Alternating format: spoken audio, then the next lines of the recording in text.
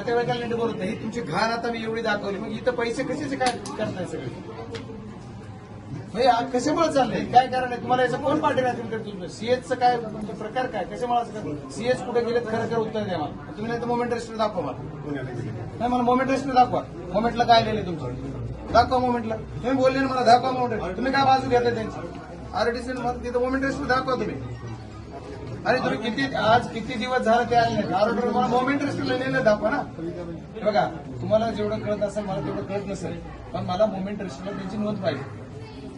कुठे येते मला? तुमची तो ऑफिसच्या पुढे सीसीटीव्ही आहे का नाही? तुमच्या सीसीटीव्ही ती कधी इन झाले, कधी आउट झाले दाखवा.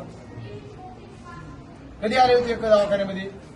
8-8 दिवस दवाखान्यात येत नाही. तो दवाखाना सांभाळतोच कशाला? त्यांना जर घरची कामं करायची असली तर घरी आमच्या जिल्ह्याला वाऱ्यावर कशाला सोडलं? आणि हे चालणार नाही. तुम्हाला काय झालं मला माहित नाही, पण मी आता लोकप्रतिनिधी म्हणून तुम्हाला विनंती करणार आहे सर्वांना, ही पद्धत जी तुमची चालली ती चुकीची आहे. तुम्हाला कोण पाठीराखण करतं, का करते मला माहिती.